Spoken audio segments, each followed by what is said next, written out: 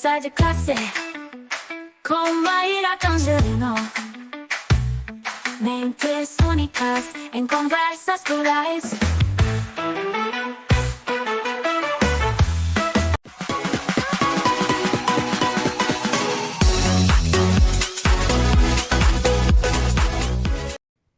Olá, pessoal! Boas-vindas a mais um Conversa de Classe. E hoje nós vamos falar aqui de um tema que ele é crucial, um tema sensível. A gente vai falar um pouquinho sobre sexualidade no currículo escolar e suas nuances no combate ao bullying contra alunos e alunas LGBTQIAPN+. E para guiar a gente nessa conversa, eu estou aqui com um professor, o renomado professor Regis. Ele foi apresentado por mim por um outro colega que também já participou aqui do Conversas de Classe. E nesse tempo, professor, eu tenho te seguido assim e admirado você, admirado seu trabalho, né? E a gente consegue ver que você tem uma vasta expertise aí em letras e artes. E claro, né, além das suas contribuições aí para os estudos linguísticos e antropológicos. E eu já combinei aqui nos bastidores, né, que a gente começando aqui com a primeira pergunta. Professor Regis, eu queria saber o seguinte, né? A inclusão da temática da sexualidade no currículo escolar ainda é um desafio em muitos contextos educacionais. Como que você enxerga o papel da escola na promoção de uma educação sexual inclusiva e respeitosa, especialmente no que diz respeito à diversidade de gênero e orientação sexual? Professor Regis, com muita honra, com muita alegria, seja bem-vindo à Conversa de Classe. Nossa, eu quem agradeço, né, pelo convite, me senti assim lisonjeado em poder contribuir com o pouco conhecimento que a gente tem, né? Já que nós estamos sempre em busca de aprendizado, nós somos eternos discentes também, né? Além de sermos professores. A primeira coisa, Mayra, é o seguinte: quando a gente fala sobre sexualidade, o termo em si, ele já assusta muitos professores. Então, a primeira coisa que acontece é o medo. O professor ele já começa daí a falar: será que eu posso discutir sobre esse assunto? Né? Será que eu tenho esse poder? E, assim, eu costumo falar que o principal desafio é achar, primeiro, que só o professor da área de ciências e de biologia deve discutir, né, um assunto dessa categoria. Quando, na verdade, é um assunto pluri, né? É um conteúdo interdisciplinar, já começa por aí. O principal desafio está desde a formação dos professores. Já começa. Por quê? Quando a gente fala, né, sobre a questão da educação para, né, a diversidade, a sexualidade, né, dentro do âmbito escolar, normalmente o que ocorre? Muitos professores de outras disciplinas, eu vou dar um exemplo, a matemática, por exemplo, né, que é exatas, ele já pensa assim: não, eu não tenho por que falar sobre esse assunto, né? Não me compete falar sobre isso. Minha formação não é para isso. Quando, na verdade, muitas vezes, num problema matemático, ele pode levar essas situações. Um exemplo, né? Com relação aos brinquedos. Geralmente tem-se a ideia de que bola é para o menino, né? E que a boneca é para a menina. Que a gente já faz essa distinção aí desde as séries iniciais do ensino fundamental. E aí, imaginem um professor levar como um problema de matemática, por exemplo, há um jogo de futebol, meninos contra meninas. Olha aí, ele já começou levantando aí uma pauta importante e interessante, tá? Porque hoje nós temos aí um universo de atletas maravilhosas, exemplo é a Marta, tá? Que consegue mostrar essa importância do futebol que hoje muitas mulheres gostam, tá? Então, já começa por aí. O principal desafio, eu costumo falar, Mayra, é o medo. Já começa aí. É o primeiro aspecto.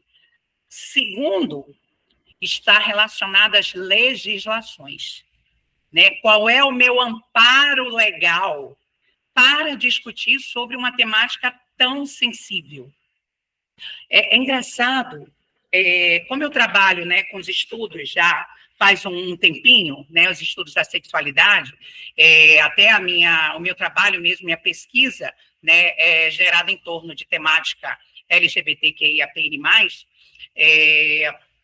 a gente percebe pessoas, ainda professores perguntando assim, Regis, mas existe alguma lei que me ampara para poder levar esse assunto para ser discutido em sala de aula, né? Levar esse assunto para a escola? É incrível como ainda há essa pergunta, e nós estamos em 2024, viu? E assim, é interessante porque esses temas já são levantados desde a década de 80. Idealiza. E parece que de um tempo para cá, nós regredimos um pouco. Incrível. Né? A gente conseguiu, durante muito tempo, lutar contra, né, esses assuntos que são destacados como tabus. E o que acontece? A primeira coisa, a gente tem que entender que o amparo é legal, é legalizado. Começando pela Constituição Federal, lá no artigo 3º, que já trabalha essa ideia, tá? Logo na sequência, eu posso fazer assim um cronograma rapidinho, para o pessoal me entender melhor? Então, assim, gente, começa pela Constituição Federal, é o primeiro amparo legal, né, que é a nossa Carta Magna. E eu costumo falar, qual é a Carta Magna para nós professores? É a LDB, né, as Leis de Diretrizes e Bases da Educação. Gente, a LDB, né, que é a Lei 9394/96, olha só o ano, 96, estamos falando da década de 90. A LDB, ela já traz, né, os temas transversais. Dentro dos temas transversais já há o item da sexualidade, né? A questão de gênero já está ali marcado dentro desses temas transversais. E a gente só pode voltar um ano, rapidinho. Lembra que em 95 foi a preliminar dos parâmetros curriculares nacionais, né? Saiu uma preliminar em 95. E aí, a partir de 98, é que o PCN vem com tudo.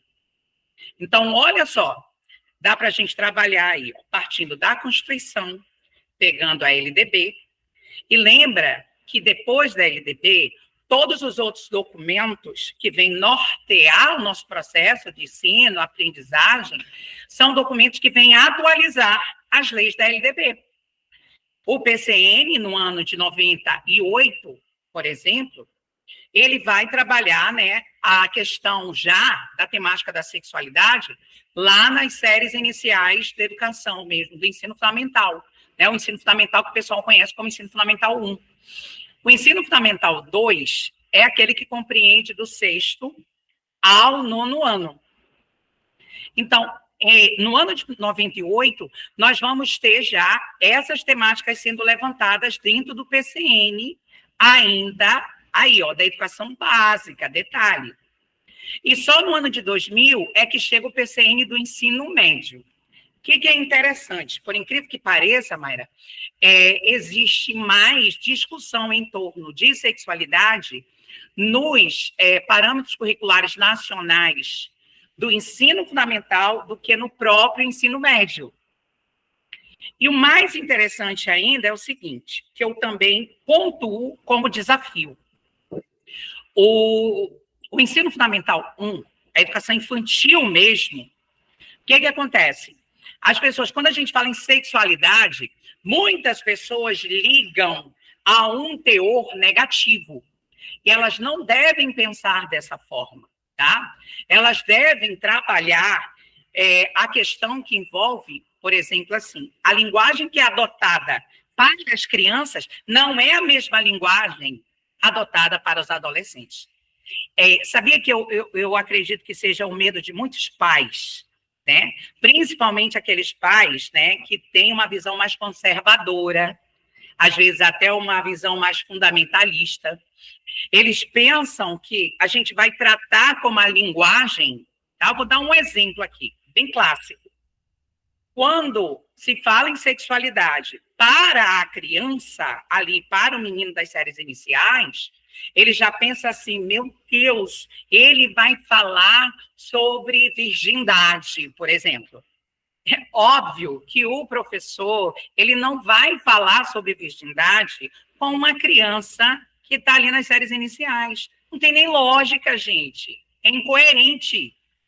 É óbvio que ele vai tocar nesse aspecto lá para os alunos do Fundamental 2, que eles já estão no processo da adolescência, no processo da puberdade, ele está naquelas relações de conflitos, né?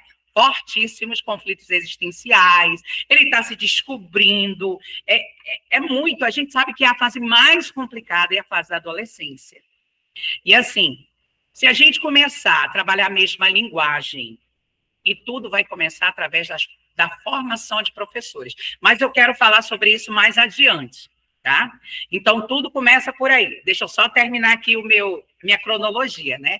Então, a gente passou, né? Constituição Federal, que já nos respalda, aí vem a LDB, na sequência já vem o PCN, e da sequência de PCN, a gente tem que lembrar que vem o referencial curricular nacional, tá? Que traz já um aporte teórico muito importante relacionado também à sexualidade.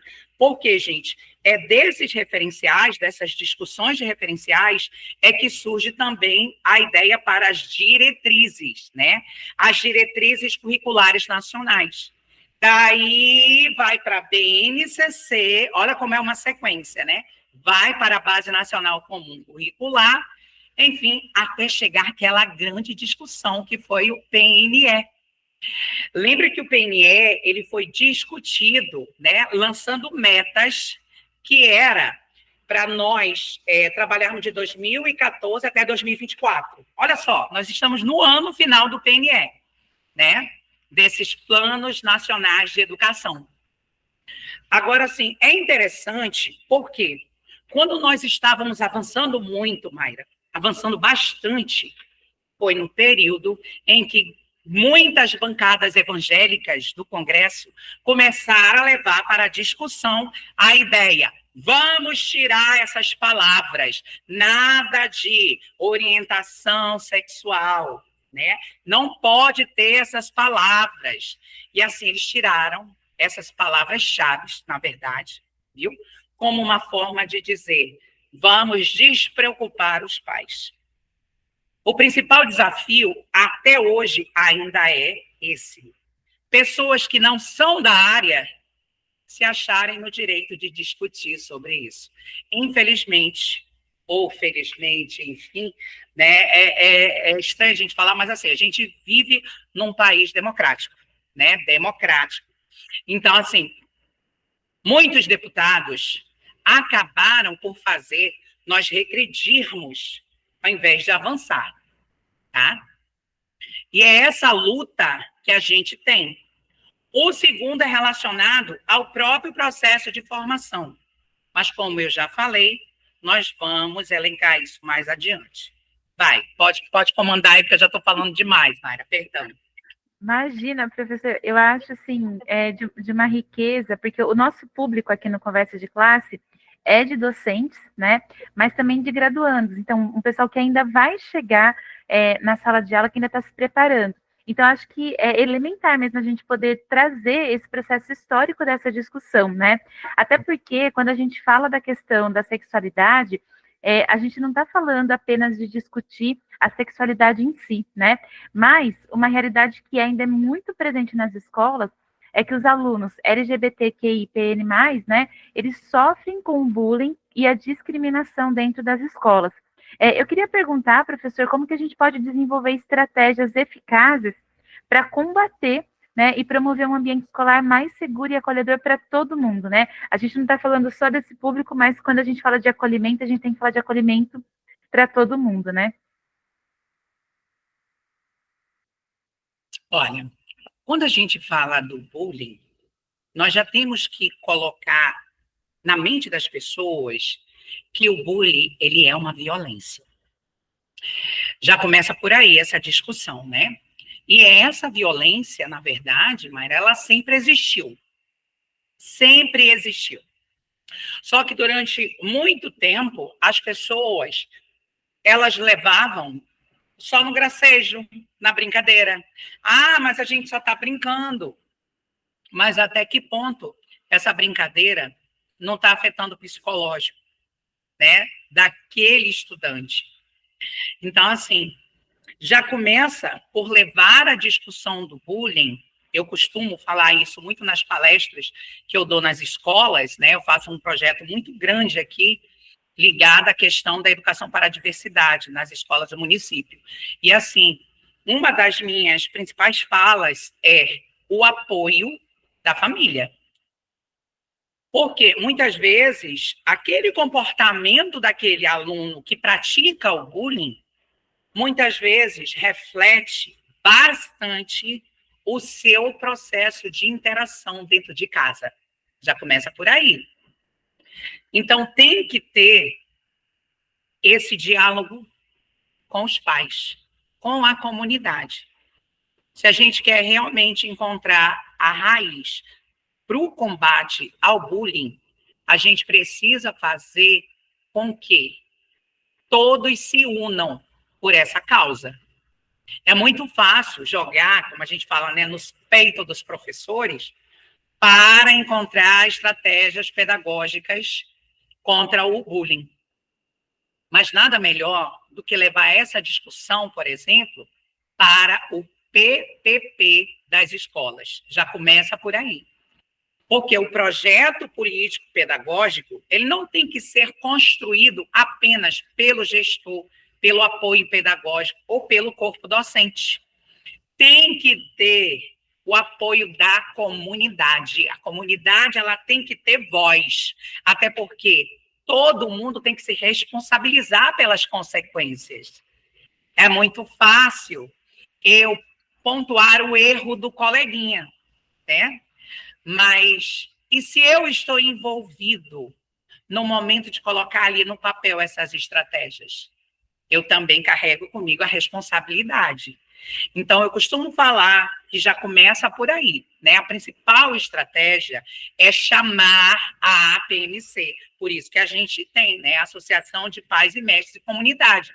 Porque junto dá para formular melhores, entendeu? Melhores soluções, pelo menos de maneira mais paliativa, mas isso já vai gerar algum resultado positivo, né? Então já começa por aí a questão do combate contra o bullying.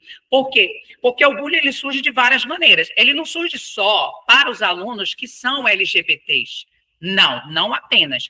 Embora eu costumo falar que sejam os que sofrem mais.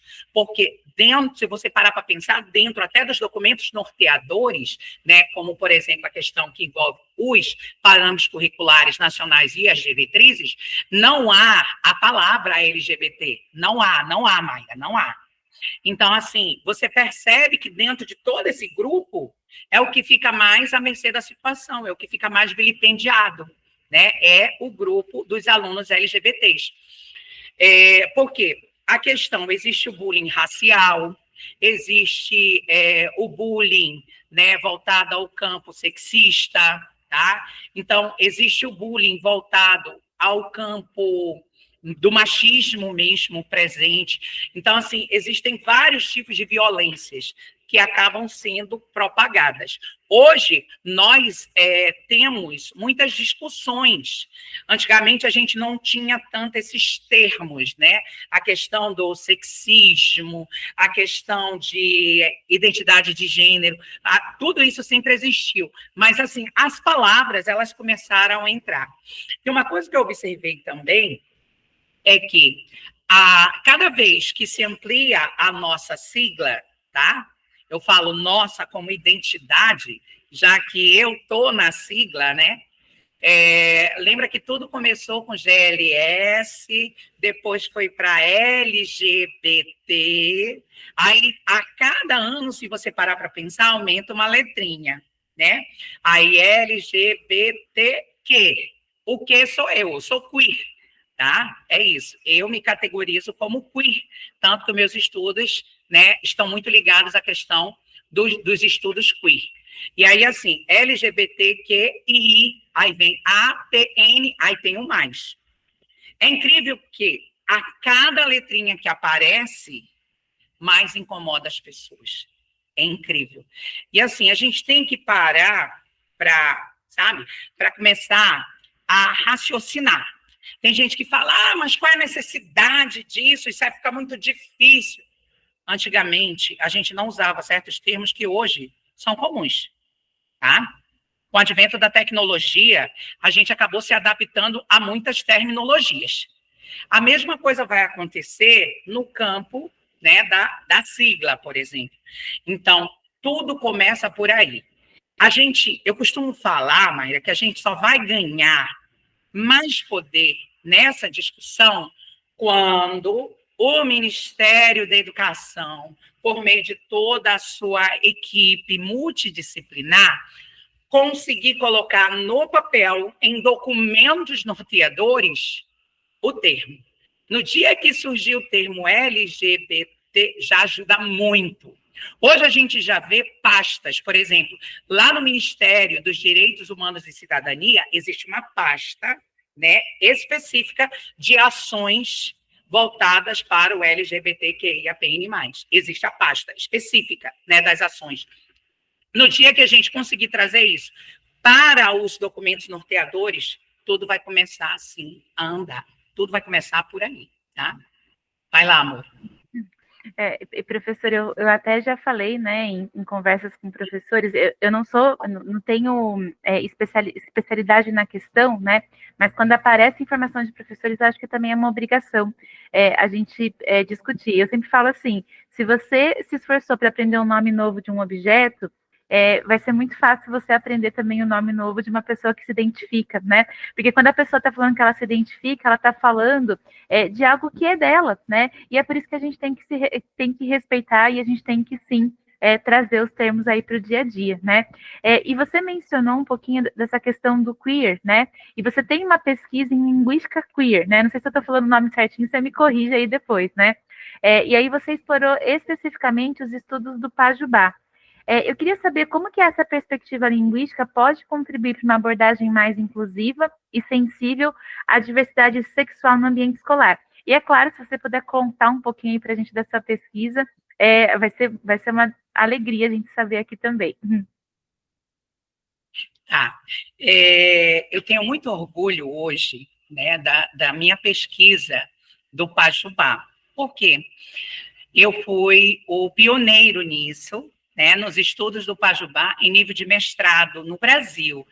E eu sou muito, assim, nesse aspecto eu sou muito realizado, porque quando eu idealizei a proposta de trabalhar o Pajubá, ainda era ali por volta de 2010. E eu só tive coragem, eu só tomei coragem de entrar realmente com o projeto em 2014 para 2015. Né? Eu fiz a defesa da minha dissertação no mestrado em 2017. E assim, hoje o meu trabalho é o trabalho mais citado. Eu fico muito feliz por isso. Né? Tudo que se refere a estudos de Pajubá, o pessoal usa o meu trabalho. Então, assim, gente, quando a gente fala, por exemplo, Pajubá, para quem ainda não entende, né, Pajubá é o código linguístico usado pela comunidade LGBT. Eu vou falar LGBT, vocês entendem, né, a sigla toda. Inclusive, o título mesmo do trabalho era esse, né? Era Pajubá, o Código Linguístico da Comunidade LGBT, tá? E eu vou, já de antemão já vou falando, vou prosseguir isso para os estudos do doutorado, entendeu? Só que eu vou puxar para um estudo ainda mais delicado, que eu gosto de desafios, mãe. Eu vou trabalhar o ser etnoqueer, eu vou trabalhar a característica dos indígenas gays, que é algo muito, muito delicado, tá? E assim, quando nós idealizamos o Pajubá, nós pensamos assim, será que é o momento de entrar com esse estudo? Até então, nós não tínhamos assim tantos aportes teóricos. de alguns anos para cá, graças a Deus, assim, deu um boom, né? Apareceram mais pessoas, né, fazendo esses estudos. Eu vou citar aqui alguns, né, alguns nomes que eu acredito que sejam nomes importantes para, né, os professores que quiserem prosseguir com os estudos, né, relacionados à temática, à pesquisa.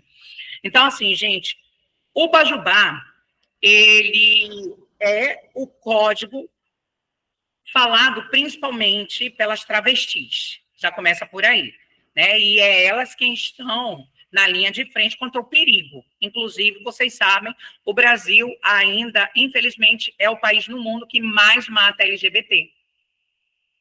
E as travestis são as que mais são mortas, né? Porque elas ficam na linha de frente do perigo. E assim, quando a gente pensa nos estudos do Pajubá, tem gente que já se incomoda. Estou falando, tudo que envolve LGBT, essa sigla incomoda. Mas a gente tem que pensar o seguinte, a partir do momento que incomoda, a gente já está conseguindo provocar a discussão. Porque quem não é notado, tá? Ainda tem isso também, ó. Quem não é notado, lá na frente não é discutido. Em 2018, viralizou os estudos relacionados ao Pajubá, né, quando veio a questão no Enem. Então, assim, gente, ainda mais que na época, né, o presidente havia, né, falado sobre isso. Então, isso acabou instigando as pessoas a quererem saber mais. O que é esse tal de Pajubá, então? Né? Isso que é interessante. E isso fez com que muitas outras instituições passassem a estudar mais a teoria queer. Nós temos o professor Moita Lopes e o professor Rodrigo Borba, da UFRJ, que já trabalham há muito tempo, né, com as questões relacionadas à teoria queer. Nós temos a professora Guacira, né, Lopes, maravilhosa, que trabalha com a teoria queer, e ela trabalha bastante com essa questão da educação para a sexualidade, né? A sexualidade dentro do universo, teoria de gênero, ela é maravilhosa, tá? E a outra professora que eu costumo também indicar é a professora da Estadual de Santa Catarina, é a professora, deixa eu recordar rapidinho aqui, deixa eu ver se eu pego aqui, rapidinho. O nome dela? Ah, tá. Professora Jimena Furlani, tá? A professora Jimena Furlani já trabalha há mais de 31 anos, por exemplo, relacionada aos estudos voltados à sexualidade na escola. A teoria queer está dentro desse âmbito, e é por isso que me surgiu, né, essa provocação, e aquilo me incomodava, assim, de uma forma, eu disse, está na hora da gente começar a discutir mais e fazer o Pajubá ganhar esse poder, né, nesse universo todo. E eu fiquei muito feliz, ano passado, eu recebo uma mensagem de um ex-aluno meu de graduação, né, da época que eu era professor da UFAM aqui, da Universidade Federal do Amazonas. Eu era professor substituto na época lá, isso é 2012. E aí, atualmente, um aluno está finalizando o doutorado, né, na Unicamp. Um belo dia, ele pega, manda mensagem para mim assim, professor, eu estou muito feliz e eu quero compartilhar algo com o senhor. Aí eu disse assim, pode falar. Aí ele disse, professor, hoje a professora levou para a sala de aula. Ela já começou dizendo, gente, eu encontrei um trabalho muito bem elaborado e eu quero trazer para vocês, para a gente, né, colocar essa discussão e provocar ainda mais itens relacionados a essa pesquisa. E aí ele fala, professor, a professora abriu o seu trabalho na sala de aula. E aí quando eu falei, ele foi meu professor, todo mundo disse, caraca, que legal. Isso nos deixa muito felizes. A gente vê aí um reconhecimento, né? Eu disse, poxa, como é que pode o trabalho de um caboclinho do Amazonas sendo, né, destacado ali na Unicamp, que a gente sabe que é uma grande referência no Brasil. Isso, assim, me deixou ainda mais, entendeu? Isso nos deixa mais animado e avivado para continuar as pesquisas, né? E assim, hoje, por exemplo, há pessoas que me procuram de todos os cantinhos do Brasil para querer saber mais, né, sobre o Pajubá. Na época, Mayra, eu sempre destaco isso, eu tive o privilégio de entrevistar professores renomados e também pessoas que já trabalhavam, né, o Pajubá. Dentre elas, eu quero fazer aqui uma dedicação especial, que foi o Vitor Ângelo, tá? O Vitor Ângelo, para quem não sabe, é um dos autores do livro chamado Aurélia, a Dicionária da Língua Afiada. E assim, gente, a Aurélia, durante muito tempo, Mayra, eu não sei se eu posso falar isso, acho que sim, né? Porque é uma coisa mais pessoal. Mas a Aurélia, durante muito tempo, ela foi censurada, inclusive pela família, né, do Aurélio, porque o dicionário é Aurélio. Aí vem alguém e dá o nome de Aurélia, aí é bem afrontoso, né? Bem típico de comunidade LGBT, afrontosa, né? Enfim, e aí, o que acontece? Foi censurada durante, né, um bom tempo, mas tudo aquilo que é provocativo, normalmente, né, tem um momento que vai sair da caixinha ali. E aí, quando voltou, a Aurélia voltou com tudo. Um belo dia, eu penso assim, cara, eu estou estudando Pajubá, eu preciso entrevistar esse cara, preciso. São 2 autores, só que os dois são por pseudônimo, são conhecidos como pseudônimo, né? Que é o Fred Lib e o Ângelo Vip. O Ângelo Vip é o Vitor Ângelo, né, com quem eu cheguei a conversar. E aí, assim, eles são da área do jornalismo, nem são da linguística, mas aí eu mandei o e-mail e, para minha surpresa, o Vitor Ângelo respondeu. E ele ficou muito feliz, né, sabendo que a minha pesquisa era sobre o Pajubá, já que já tinha dicionária. E aí eu falei para ele assim, olha, eu gostaria muito de ter acesso ao teu livro, falei, e ele me mandou, me presenteou com o livro autografado, eu guardo com o maior amor, carinho e talquinho. E isso tudo aconteceu, por incrível que pareça, infelizmente, Mayra, no ano em que ele morreu.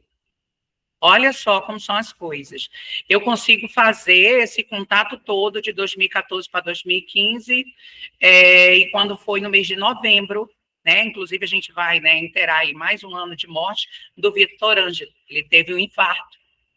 Mas, assim, foi alguém que ficou tão feliz em saber que alguém estava estudando ali o Pajubá, né? E por isso que, desde aí, eu não consegui mais parar, porque, para mim, isso virou, sabe, uma espécie mesmo de desafio. Eu tenho que levar isso, eu tenho que levar para os 4 cantos, eu tenho que provocar essas discussões e eu tenho que conseguir conquistar mais pessoas para trabalhar com pesquisas dentro da teoria queer. É isso, amor. Maravilhoso, professora. Eu fiquei arrepiada aí com a sua fala, de verdade, né? Que lindo, né? E acho que também a gente trazer para as pessoas esse lugar de que o pesquisador, né, como você, a gente pesquisa a vida, né? E obviamente que esses movimentos também fazem parte da vida. E acho que uma coisa que me deixa assim muito feliz mesmo, sabe? É algo que enche meu coração, é saber que você está muito próximo da formação de professores. Você tem uma vasta experiência com formação de professores, né? E eu queria saber quais são os principais desafios, mas também as principais oportunidades que você identifica, né, quando você vai capacitar os educadores no que diz respeito ao trabalho educativo em relação à sexualidade. E eu queria saber como que eles encaram isso, né? Quando você fala de promoção de igualdade nos direitos para todos os alunos, como que isso tem sido aí no seu dia a dia, na sua prática?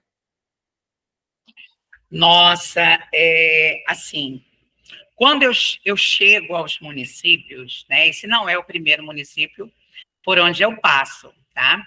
Para quem vai assistir, eu moro no Amazonas, a região norte ela é muito peculiar, principalmente com relação ao nosso clima, né?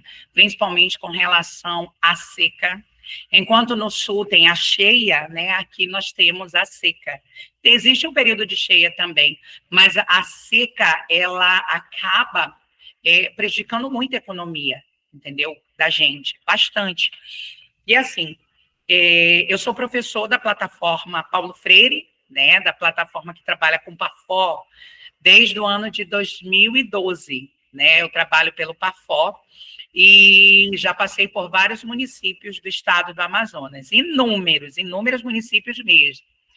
E assim, gente, o que a gente percebe é que os estudos ainda se tornam estudos muito tradicionais.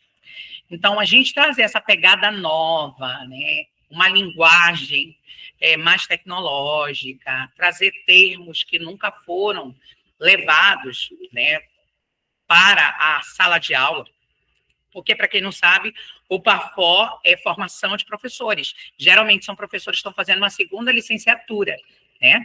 Então, o meu estudo de formação de professores já começa aí, pelo PAFO, né? Aí, depois, eu passo no Instituto Federal do Amazonas e vou para o município de São Gabriel da Cachoeira, que é a cabeça do cachorro, muito conhecida também, né? Porque, gente, São Gabriel, para quem não sabe, é o lugar onde tem mais pessoas indígenas do Brasil todo moram em São Gabriel da Cachoeira. Mais de 90% da população é indígena, entendeu? E assim, imagina você cair de paraquedas num lugar onde são faladas 18 línguas indígenas diferentes. Olha que riqueza, né? Para mim, que sou do campo da linguística, eu disse, meu Deus, isso é um presente.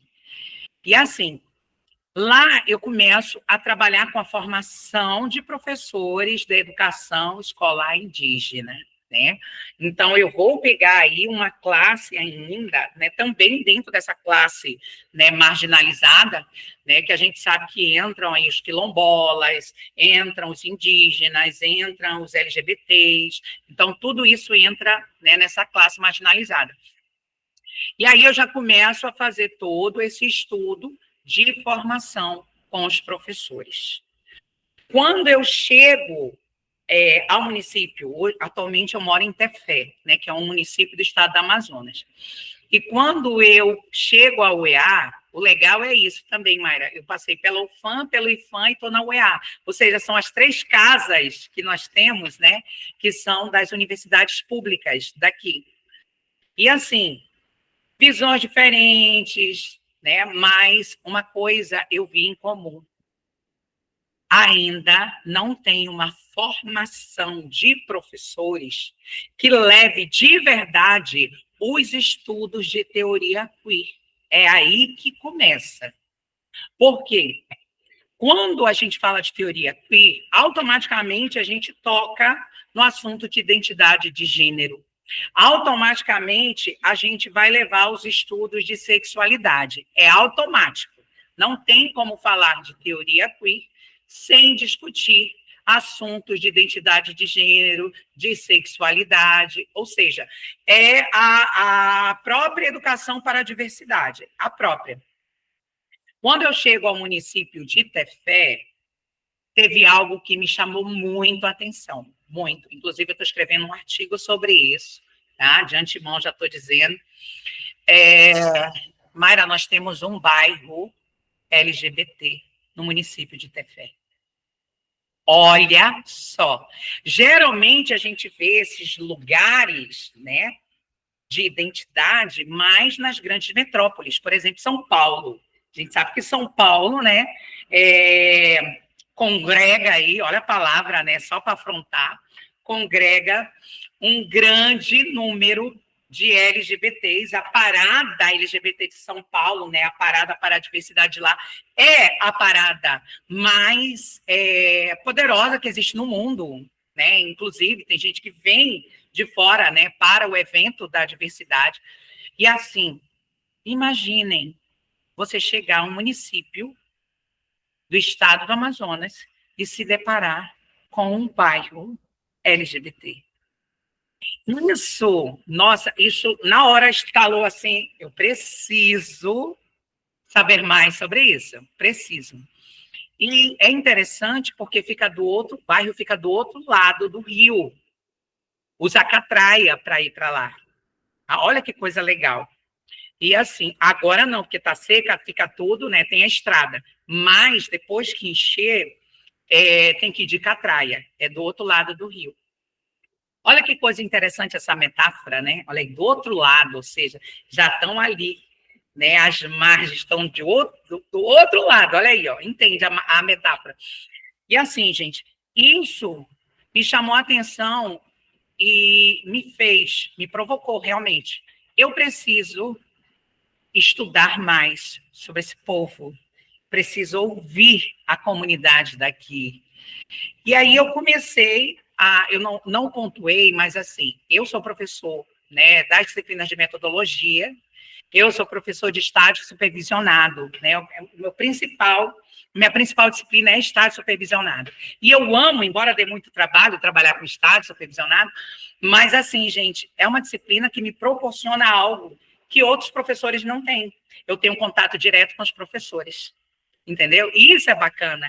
Então, quando eu passo a fazer as visitas às escolas, eu comecei pelas escolas do estado, atualmente estou fazendo a visita nas escolas do município. E aí eu vou logo chegando, aplicando questionário, eu sou muito assim, né? Pesquisador, mãe, né? Sabe como é a nossa vida de pesquisador. A gente já chega, já quer, sabe? Já quer buscar informações, né? Já quer escrever, porque esse o nosso papel também, né? A gente tem que deixar materializado isso. A gente tem que dar voz, muitas vezes, a pessoas que sentem que não são ouvidas, tá? E assim, ao ir às escolas, eu percebi, né, nessas palestras da Educação para a Diversidade, inclusive nós temos uma disciplina na UEA, que é Educação para a Diversidade, no nosso colegiado de letras, tá? E assim, eu percebi que muitos professores, quando eu chegava com a palestra, geralmente essas palestras, para tu teres ideia, eu pensei assim, vai começar de forma muito tímida, né? Então, quando começaram a me fazer o convite, eu pensei, eu vou pegar uma sala de aula, né? No máximo 50 alunos, e a primeira escola que eu chego era na quadra. Então, uma palestra para todos os alunos do primeiro e segundo ano da escola. Idealiza isso. Eu tive até que contar com o plano B, porque assim, o plano A, ia usar slide, eu ia colocar ali gráficos e tal. Eu disse, meu Deus, não vai dar para fazer nada disso, porque é na quadra. Então, a gente costuma falar, é o Gogo Show, né? Foi no Gogo Show mesmo. Mas foi muito bacana, porque a gente fez aquela interação, sabe, aquela estilo Serginho Grossman, bem, né, programa livre, lembra, né? Então, assim, de trazer esse espaço para esses alunos. E eu já chego logo falando o seguinte, Mayra, e os meus alunos da universidade sabem, eu falo, gente, vocês sabem que eu não tenho papa na língua. Falo logo assim como eu gosto de ser transparente, eu gosto que vocês sejam também. Nós não temos filtro. Quem trabalha com teoria queer não pode ter filtro, mas essa que é a verdade, não tem. E aí, assim, a gente tem que conseguir, né, pegar realmente essa verdade. E foi muito bacana. Nossa, mãe, os alunos, né, fazendo perguntas realmente, sabe, cruciais, perguntas delicadas. E quando eu pego e falo logo assim, eu gosto que o diretor, né, da escola esteja, que a equipe pedagógica esteja, o máximo de professores possível, não só o aluno. Porque é aí que entra o nosso principal desafio de todos. Eu já percebi uma coisa, não há uma preocupação coletiva com relação à discussão da sexualidade no âmbito escolar. A partir do momento que as formações derem um espaço específico para a sexualidade, parar de enfrentar isso com medo, parar de enfrentar como um tabu, aí sim a gente vai caminhar direitinho na estrada. Então, eu falo que, como estratégia, é necessário nós levarmos isso para a formação de professores mesmo. Um tópico específico, né? sexualidade no âmbito escolar, o bullying, tá? Por quê? Porque a partir do momento que nós pensarmos de forma coletiva, aí sim a gente vai conseguir materializar melhor esses documentos. A gente pode criar diretrizes partindo daí, né? Então, eu costumo dizer, se nós não continuarmos essas provocações e não conseguir adentrar esses espaços de uma forma mais coletiva, a gente sempre vai fazer o trabalho assim, ó, de forma pequenininha, né? A gente vai ser pequenininho. Mas a partir do momento em que as formações de professores abrirem espaço para que se discuta acerca desses estudos, aí sim, como eu coloquei lá no início, agora eu vou fazer que nem uma redação, um circuito, né? Como eu coloquei lá no início da nossa fala. O que falta, primeiro, é saber quais são os documentos que vão te dar um amparo legal para discutir sobre esses itens na escola. Para minha surpresa, Mayra, eu achei muito bacana, professores estavam participando, né, gestores participam, e eles começaram a falar, professor, a universidade precisa ter mais esse, né, esse momento com a gente. E é verdade. Aí, tanto que eu já trouxe isso como demanda para a minha direção, que eu sou desses, né? Já trouxe como demanda para a gente começar a fazer formações mais poderosas com relação a essa temática. E assim, o melhor de tudo, de verdade, foi eu ter encontrado, por exemplo, alunas de primeiro ano, principalmente ter encontrado alunas transgêneros. Nossa, isso para mim foi assim, foi um impacto de verdade, tá? De verdade, foi um impacto. Uma aluna de primeiro ano, pensa, né? Uma mulher trans. Cara, eu achei isso tudo. E melhor ainda foi ter recebido um feedback dos pais de alguns alunos.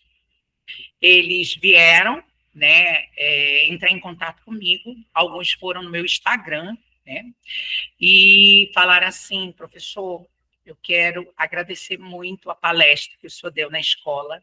O meu filho mudou da água para o vinho, minha filha mudou da água para o vinho. Nossa, isso para mim foi algo assim, sabe, majestoso. Por quê? Porque eu falo muito sobre a questão da importância da família. Entendeu, Mayra? Tá ouvindo aí direitinho? Estou ouvindo sim, professor. Tá perfeito o Ah, som. tá. Tá, perfeito. Então, assim, gente, quando um pai fala assim, professor, o meu filho ou a minha filha não tinha essa liberdade de conversar comigo sobre assuntos relacionados à sexualidade. E hoje eu tenho essa abertura. Olha só, você percebe ali que aquela tua fala se torna uma fala fundamental na vida de um indivíduo. Olha só, nós temos esse poder, né? E às vezes a gente nem tem noção do poder das nossas palavras, do que a gente profere. E esse retorno dos pais, porque o que mais eu levo nas palestras é justamente a ideia da participação. Eu falo, gente, ninguém ama mais vocês do que os pais de vocês, do que os responsáveis. Seja você sendo criado por vô, por vó, mas ninguém te ama mais do que eles. Então, eu sempre levo isso. Vocês precisam ter essa abertura. Vocês precisam encontrar aí uma parceria, um amigo de verdade, sabe? Porque se a gente continuar levando como tabu a discussão da sexualidade dentro do âmbito escolar, o que vai acontecer, Mayra? A gente vai continuar vendo, por exemplo, alunos no período da puberdade, adolescentes, descobrindo isso com outros adolescentes. E não é a forma adequada. A forma adequada é ele aprender isso com pessoas que já tenham ali um conhecimento maior acerca, né, desse assunto. Então, quanto mais tem aí esse convívio, da família, melhor. Hoje, existem, como eu falei, as famílias conservadoras que vão dizer, não, mas isso não é tema que deve ser discutido na sala de aula. A pergunta agora é, o tema tem que ser discutido onde?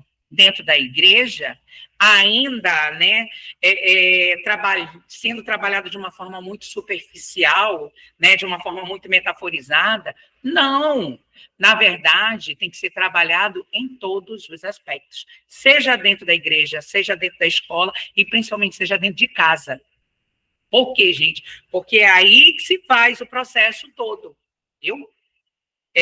Então, a partir do momento que a gente percebe que um pai e uma mãe começa a ter essa liberdade e leva essa discussão para casa, consegue conversar sobre isso com o seu filho ou a sua filha, aí a gente está começando a caminhar de forma correta. E a melhor coisa que tem é isso, né? Eu costumo falar.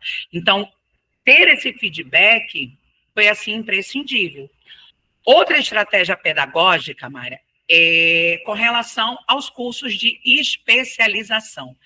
Às vezes as pessoas não sabem, né? Quando se fala, por exemplo, em pós, está tendo uma especialização, mas é voltada para a educação inclusiva. Porque quando se fala na comunidade LGBT, né, quando se fala de identidade de gênero, sexualidade, as pessoas querem colocar muito dentro da educação inclusiva. Só que os cursos de especialização da educação inclusiva, eles se voltam principalmente para, né, a questão do autismo, para a questão dos PCDs, certo? E assim,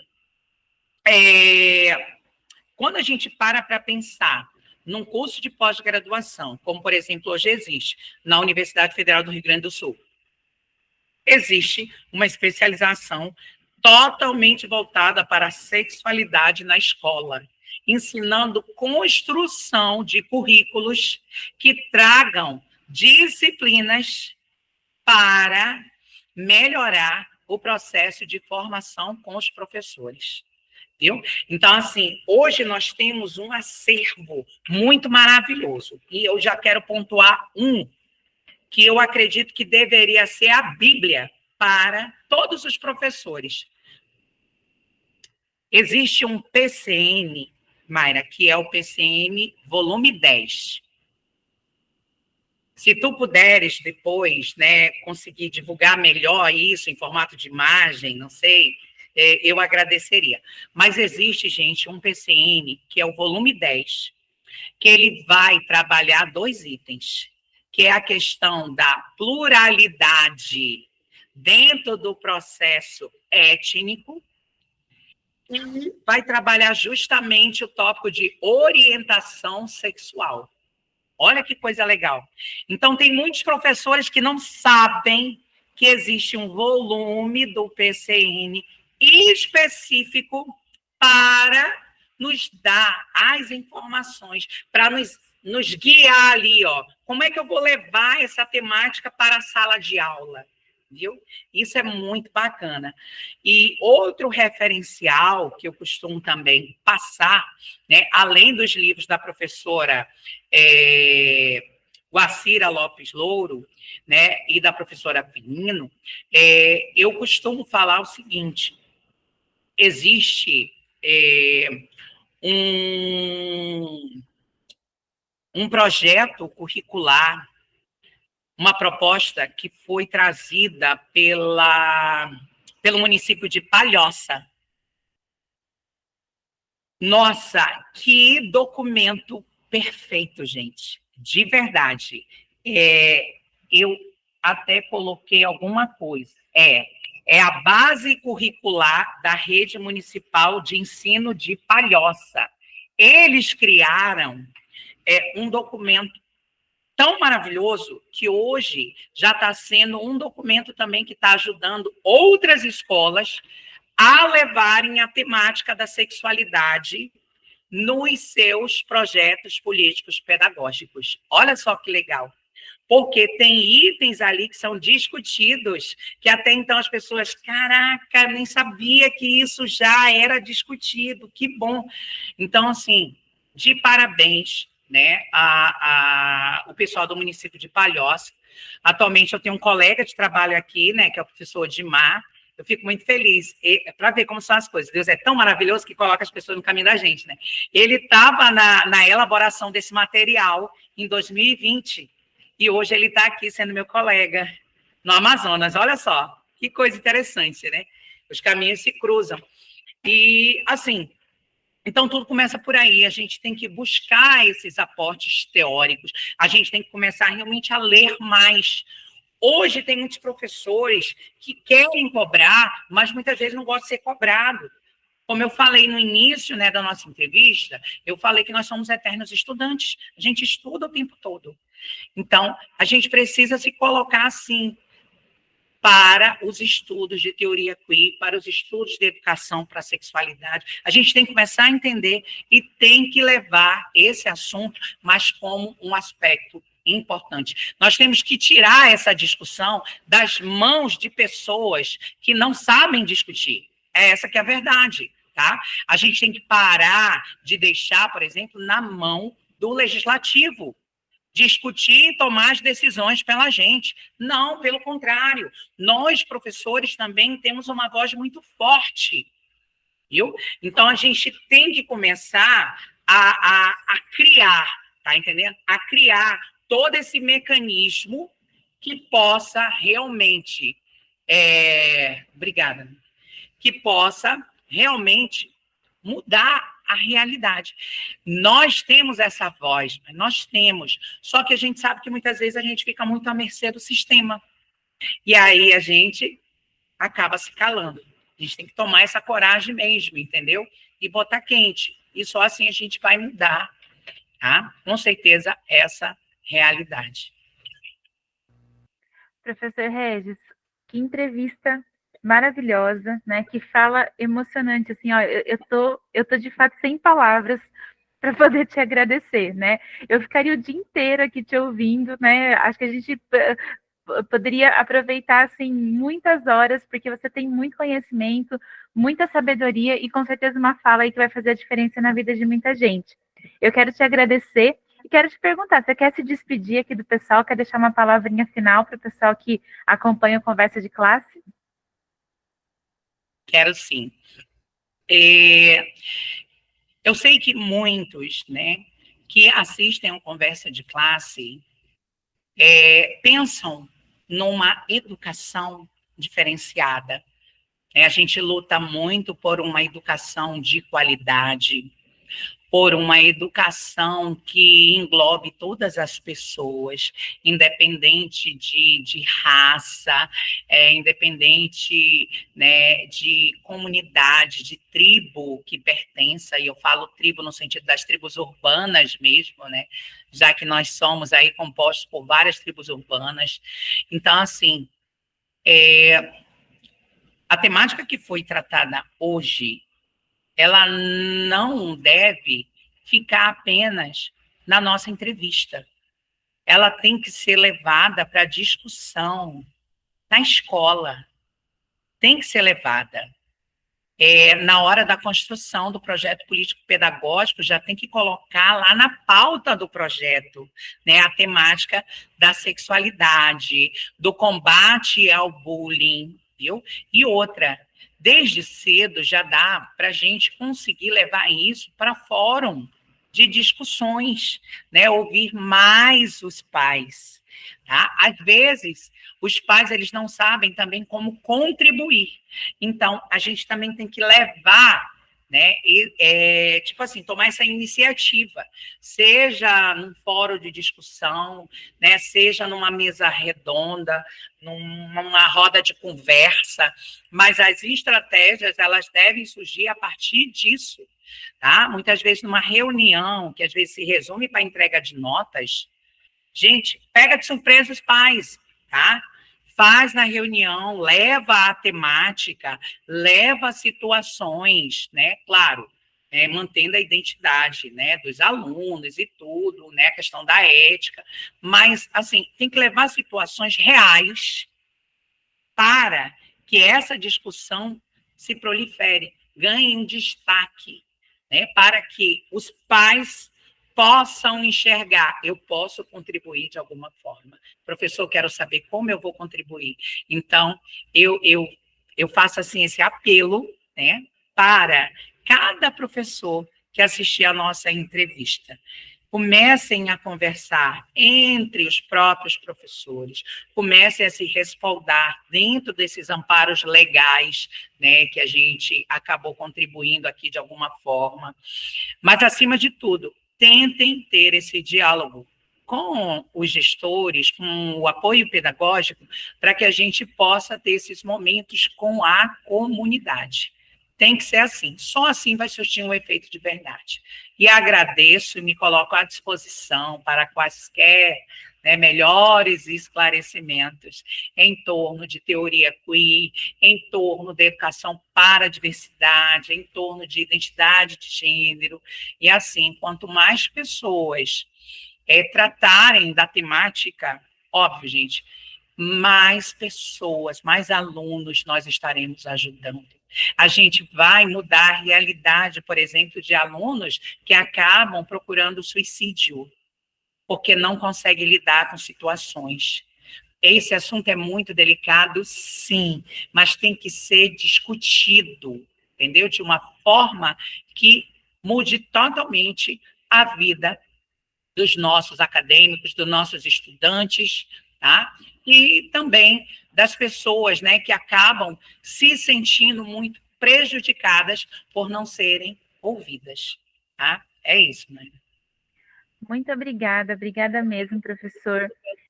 E, pessoal, a gente se vê no próximo Conversa de Classe. Até mais.